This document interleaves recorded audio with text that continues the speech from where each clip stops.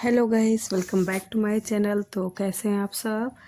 तो I think ये मेरा जो ब्लॉग है, ये मेरा कजरी तीज का ब्लॉग है, यानी कि हरतालिका तीज, जिसे कहीं कहीं कजरी तीज भी बोलते हैं, कहीं कहीं हरतालिका तीज भी बोलते हैं। और ये जो व्रत होता है वो भाद्रपद जो होता है उसकी जो तृतीया होती है, शुक्ल पक्ष की तृतीया को रखा जाता है। और ये जो व्रत होता है ये सभी व्रतों का व्रतराज होता है, यानी कि बहुत ही कठिन व्रत होता है। और क्योंकि इस व्रत को करने के लिए ना, मतलब जो लोग रखते हैं वो लोग ना पानी पीते हैं और ना ही कुछ मतलब अन्न वगैरह कुछ भी नहीं इसमें खाया पिया जाता है। और इसमें मतलब पूरा दिन भी हो जाता है, पूरी रात भी हो जाती है, क्योंकि इसमें 3 पहर में ये पूजा होती है। तो मतलब कहीं कहीं तो ये व्रत ना कंपलसरी होता है कि शादी के बाद आपको रखना ही रखना है, बट हम लोगों के इधर ऐसा कुछ नहीं होता है कि मतलब आपको रखना है। आपका मन करे तो आप रखें, आपका नहीं मन करे तो आप ना रखें। और मेरे घर में जो ये पूजा है, मैं आपको अभी आगे बताऊंगी कि मेरे घर में किसने ये व्रत रखा था। तो एक्चुअली में क्या है, मेरे घर में ये जो चौकी रखी जाती है, चौकी आई थिंक मतलब जो पाटा रखा जाता है, तो उसी के ऊपर ये माता जी रखी जाती हैं। और मेरे घर में मेरी जो सासू माँ है, मेरी जो मम्मी है, वो व्रत रखती हैं। हम दोनों दरानी जेठानी व्रत नहीं रखते हैं। तो क्या होता है ये व्रत जो होता है इसमें मतलब अगर आप बीमार हैं, अगर आपको कोई काम है, तो ये व्रत छोड़ा नहीं जाता है। आपको किसी भी मतलब कीमत में व्रत छोड़ना नहीं है, आपको रखना ही रखना है। और इसमें आपको पानी वगैरह कुछ भी नहीं पीना होता है। तो इसीलिए मुझे थोड़ा सा टफ लगता है। तो हम लोगों के यहाँ ये व्रत हम दोनों नहीं रखते हैं, मेरे यहाँ केवल मम्मी ही व्रत रखती हैं। बाकी सारी तैयारी वगैरह सब हम लोग करते हैं, अपने घर में पाटा रखते हैं। और मैं ये व्रत रखती ज़रूर नहीं हूँ, लेकिन इस व्रत का मतलब एक्साइटमेंट मुझे बहुत रहता है, क्योंकि मेरे घर में जो ये पाटा रखा जाता है, और उस मतलब मेरी जो पड़ोस की आंटी दीदी लोग हैं, भाभी लोग हैं, वो सभी लोग मेरे घर में आती है। तो मेरे घर में ना इस दिन बहुत भीड़ हो जाती है, खूब गाना बजाना होते हैं, बहुत अच्छा लगता है। तो इसीलिए ये व्रत जो है ना मुझे बहुत बहुत बहुत अच्छा लगता है। तो इस व्रत की जो पूजा है वो मुझे लगता है हर जगह अलग अलग होती है। और इस व्रत का जो नियम है वो भी हर स्टेट में, हर डिस्ट्रिक्ट में अलग अलग होता है।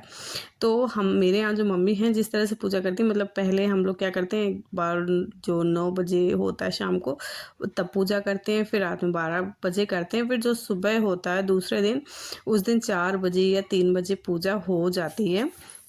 वो वाली पूजा करने के बाद माता जी से सुहाग वगैरह लेने के बाद विसर्जन होता है। तो ये देखिए मैं आप लोगों ने मेरी माता रानी को देखा ना, कितनी सुंदर कितनी प्यारी लग रही थी। तो ये जो मूर्तियां हैं ये हम लोग मार्केट से खरीद के लाते हैं। खरीदने के बाद माता जी का सारा श्रृंगार किया जाता है। तो ये जो सारा श्रृंगार है वो मैंने खुद किया था। और मैं मतलब पूरी पूजा की जो तैयारी होती है वो सब कुछ हम लोग करते हैं, लेकिन व्रत खाली नहीं रखते हैं। तो ये मेरी मम्मी की पूजा शुरू हो गई थी। तो अभी बस पहले मम्मी पूजा कर लेंगी, फिर अब धीरे धीरे से सब लोग पड़ोस के आंटी लोग, दीदी लोग और भाभी लोग आ जाएंगी, वो लोग पूजा करेंगी। तो ये वाली पूजा करने के बाद क्या होता है, जब सब लोग पूजा कर लेंगे, पूजा करने के बाद फिर कथा होगी। कथा सुनने के बाद फिर सब आरती वगैरह होती है। तो मतलब ये 3 पहर में पूजा होती है, तो कथा सिर्फ शाम को ही होती है, जो 9 बजे वाला टाइम होता है उसी टाइम पे। और जो आरती होती है वो तीनों टाइम होती है। तो ये देखिए मम्मी ने पूजा कर ली थी, बारी थी मेरी, तो मैंने भी पूजा कर ली थी। तो क्या होता है कि मतलब जो शाम होती है दो टाइम पे, तो वो माता जी की पूजा नहीं होती, माता जी को जल वगैरह कुछ भी अर्पण नहीं किया जाता है। तो आप क्या आप लोग ये क्या मतलब ये पूजा कैसे करते हैं, और आप लोग ये व्रत कैसे रखते हैं, मुझे कमेंट करके ज़रूर बताइएगा। और अगर आपको मेरा वीडियो अच्छा लग रहा हो तो शेयर भी करिएगा। और आप लोग कहाँ से देख रहे हैं ये भी कमेंट करिएगा, और मेरे ब्लॉग को लाइक भी करिएगा। तो ये देखिए मेरी और मम्मी की पूजा हो गई थी। ये देखिए हम लोगों ने फल और इसमें ना खीरा और नींबू ये ज़रूर से ज़रूर ही चढ़ाए जाते हैं। तो ये देखिए आंटी आ गई थी मेरी, जो पड़ोस में आंटी वो हैं, तो मम्मी का उन्होंने आशीर्वाद लिया। और अब भाभी और आंटी लोग पूजा कर रही हैं। और ये देखिए तब तक वासु और वासु के पापा बिजी हैं अपना गेम खेलने में, क्योंकि जो कथा होती है वो वासु के पापा ही पढ़ते हैं। तो सब लोग आ गए थे, सब ने पूजा कर ली थी और अब बारी थी कथा की। तो हम सब लोग कथा सुन रहे हैं। तो ये देखिए ये कथा सुना रहे थे और हम सब लोगों ने कथा वगैरह सुन ली थी। और कथा सुनने के बाद अब क्या होगा कि अब आरती होगी। तो ये देखिए हम सब लोग आरती करते हैं, पहले गणेश जी की आरती, फिर शंकर जी की आरती। तो ये 2 टाइम पे हम लोग पहले शंकर जी की ही आरती करते हैं। जो सुबह का टाइम होता है उस टाइम पे हम लोग मतलब माता जी की आरती करते हैं। तो इस पूजा में क्या होता है, सब लोग श्रृंगार सामग्री में माता जी को चढ़ाई जाती है। दान वगैरह भी, श्रृंगार सामग्री का जो दान होता है वो भी सब किया जाता है। तो देखिए सब लोग बारी बारी से आरती कर रहे हैं। और आप लोग ये पूजा कैसे करते हैं ये कमेंट में बताना बिल्कुल मत भूलिएगा। हम लोग तो इसी तरह से करते हैं। और ये देखिए वासु कह रहे थे कि अब मुझे आरती, अब मम्मी ने मतलब घूम लिया था तो अब कह रहे थे मुझे आरती क्यों नहीं करने दी, मैं भी आरती करूँगा। तो इसके बाद अब बारी थी गाना बजाने की। तो इतना अच्छा लगता है, देखिए सब लोग बैठे हैं, सब लोग मतलब 12 बजे तक हम लोग गाना गाएंगे, माता जी के गाने, कीर्तन भजन। तो सब लोग ये सब हम लोग गाने करने के बाद क्या होता है, अब 12 बज जाता है। ऐसे ही करते करते सब लोग साथ में होते हैं तो टाइम का पता ही नहीं चलता है कि कब 12 बज गया, कब 2 बज गए।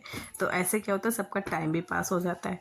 तो गाना बजाना होने के बाद 12 बजे की पूजा होने के बाद अब बारी थी सुबह की। तो सब लोग नहा धो के रेडी हो गए थे, मैं भी नहा धो के नीचे आ गई थी। तो अब बारी थी सुबह की पूजा की। तो अब क्या, जो सुबह की जो पूजा होती है उसमें माता जी को सिंदूर चढ़ाया जाता है और माता जी की भी पूजा होती, शंकर जी की भी है और माता जी की भी पूजा होती है। और फिर माता जी से सुहाग वगैरह लिया जाता है। और ये पूजा हम लोग क्या करें 4 बजे तक हो जानी चाहिए, क्योंकि 4 साढ़े 4 तक हो जाती है। नहीं तो क्या होता है, जो विसर्जन की विधि होती है, जो हम लोग माता जी का जो विसर्जित करते हैं, तो चिड़िया नहीं बोलनी चाहिए, मतलब उसके पहले ही विसर्जन हो जाना चाहिए। तो हम सब लोगों ने माता जी की पूजा कर ली थी।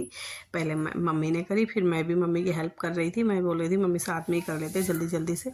और अभी ये सब लोग आंटी लोग सब लोग आएंगे, क्योंकि इस सुबह का भोग होता है वो अन्न का भोग लगता है। तो सब लोग अपने अपने घर से प्रसाद बना के लाते हैं। जैसे बेसन का भी इसमें बनता है, पूड़ियाँ और गहने वगैरह माता जी के, और चांदी का भी बनता है। चांदी का जो होता है वो आटे की तरह मतलब बनाया जाए, आटे का समझ लीजिए चांदी हो गई। तो आटे से भी पूड़ियाँ और वो जो पोहे होते हैं ये सारा बनाया जाता है। तो यानी कि अन्न का भोग लगता है माता को। तो ये देखिए मम्मी मेरी अन्न का भोग लगा रही हैं और इसी तरह से आंटी लोग सब लोग अभी आ जाएंगी, वो लोग भी अन्न का भोग लगाएंगी माता जी को। और इसके बाद जब माता, ये देखिए मतलब हम लोग की पूजा हो गई थी। देखिए मेरी माता जी उस दिन बहुत सुंदर लग रही थी। मम्मी ने सारे गहने वगैरह माता को और पुआ पूड़ी सब चढ़ा दी थी। देखिए सब लोग आ गए थे, अब सब लोग अपना अपना जो भोग है ये माता को चढ़ाएंगे। और इसी तरह से हम लोगों की पूजा हो जाती है पूरी। और अब मम्मी क्या करेंगी, जब पूजा हो जाएगी तब मम्मी दान वगैरह करती हैं, जैसे श्रृंगार सामग्री है, पूड़ियाँ हैं, दक्षिणा है, ये सब पूरा मम्मी दान करने के बाद तब भी पानी पिएंगी। तो सोचिए व्रत कितना टफ होता है कि मम्मी ने कल से पूरा मतलब कल पूरा दिन हो गया, पूरी रात हो गई, और आज जाके मम्मी जो मतलब जल है वो अन्न जल मतलब आज सारा सब कुछ खाएंगी पिएंगी। तो टफेस्ट व्रत हो गया यानी कि ये। तो आप लोगों को ये ब्लॉग कैसा लगा ये कमेंट करके ज़रूर बताइएगा। और मिलते हैं नेक्स्ट ब्लॉग में, तब तक के लिए bye bye, see you again.